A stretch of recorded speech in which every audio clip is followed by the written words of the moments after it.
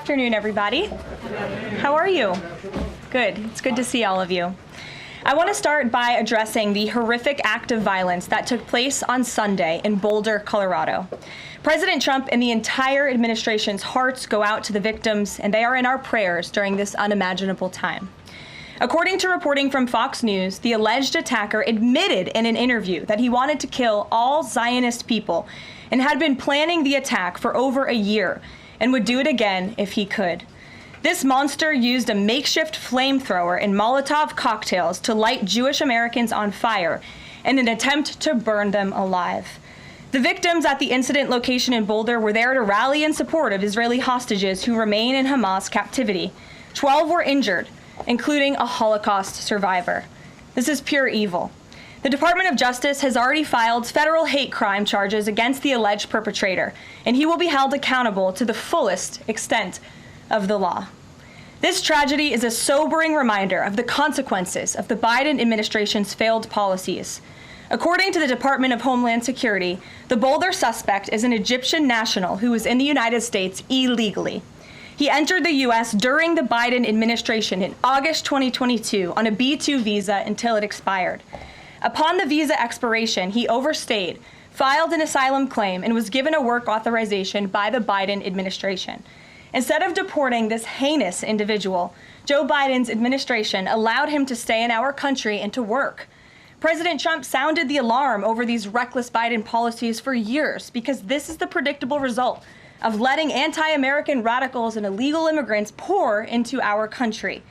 Immigration security is national security. And that's why the Trump administration, at the direction of our great president, has secured our border, strengthened our immigration system, and has taken immediate steps to protect the United States from foreign terrorists and other public safety threats.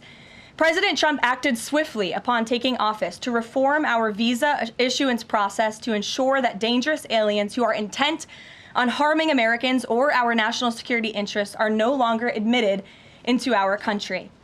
Under the Trump administration, aliens will only be admitted into the United States through the legal process and only if they do not bear hostile attitudes towards our citizens, our culture, our government, our institutions, or most importantly, our founding principles. Under President Trump, the United States has zero tolerance for foreign visitors who support terrorism. Violators of U.S. law, including international students, will continue to face visa denial or revocation and deportation.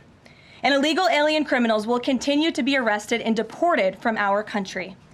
On that note, ICE and federal law enforcement partners just wrapped up a month-long surge operation arresting nearly 1,500 illegal aliens in the Commonwealth of Massachusetts.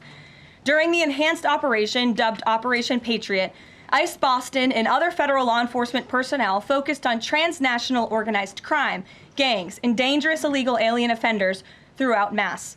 More than half of the nearly 1,500 illegals arrested had significant criminal convictions or charges pending against them. Here are just some of the violent illegal aliens who were removed from communities in Massachusetts during Operation Patriot.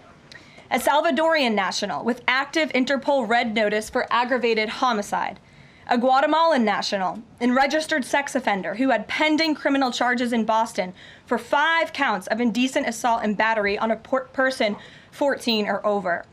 A Honduran national who was last arrested for rape, indecent assault, and battery of a person 14 or over. A Colombian national charged with kidnapping, aggravated rape, and indecent assault and battery on a person 14 or over. And a Guatemalan national who was convicted of murder in Boston. Also, a Brazilian national who was charged with aggravated rape of a child by force and possession of child pornography. Again, these are people who were living in the Commonwealth of Massachusetts. And lastly, a Salvadorian national whose criminal history includes charges of aggravated rape of a child by force. I don't think anybody in this room wants these types of heinous criminals in your communities. And it's thanks to this administration that they are being removed from our country. When Democrat-run jurisdictions released violent illegal alien criminals back into communities after making arrests instead of turning them over to federal immigration enforcement like they should, those Democrats are putting law-abiding Americans at risk. And these insane policies force law enforcement officials to make much more difficult arrests that put their lives, our law enforcement lives, in jeopardy.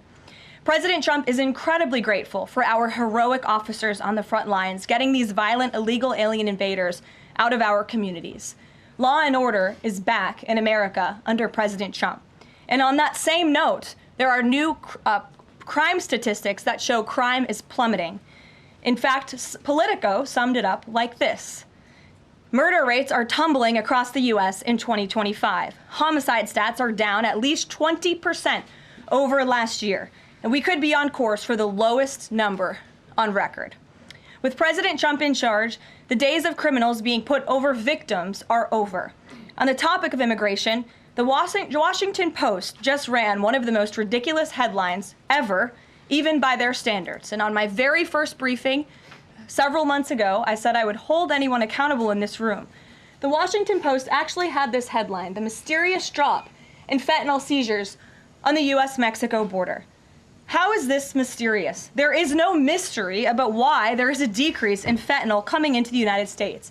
This administration's strong border policies are the reason there has been a decrease in fentanyl trafficking. His strengthened relationship with Mexican President Sheinbaum and all of the measures he has been taking to deter illegal human and drug trafficking at our United States southern border is the reason for plummeting fentanyl seizures at the U.S. border. There is nothing mysterious about that, and we'd like to see the Washington Post update their headline accordingly. This is clearly trying to intentionally manipulate the minds of the Americans, and I think the American people understand why there's been a fentanyl drop. And our office responded to this inquiry. We provided a whole host of the reasons that fentanyl seizures at the southern border have dropped, and the Washington Post refused to run them, and that's despicable.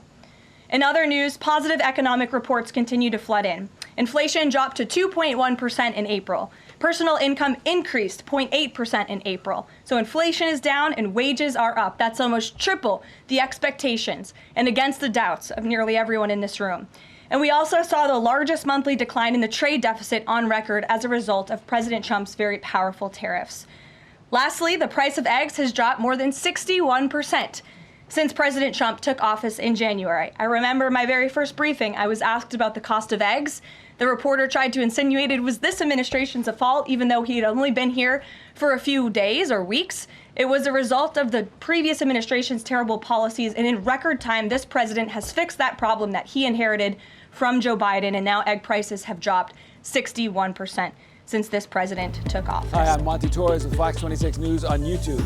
Thank you for checking out our YouTube channel, where we have loads of great content for you to choose from. And while you're here, why not click on the subscribe button right here? That way you can stay in touch with all the latest breaking news, everything news related within the Central Valley. And thank you for watching.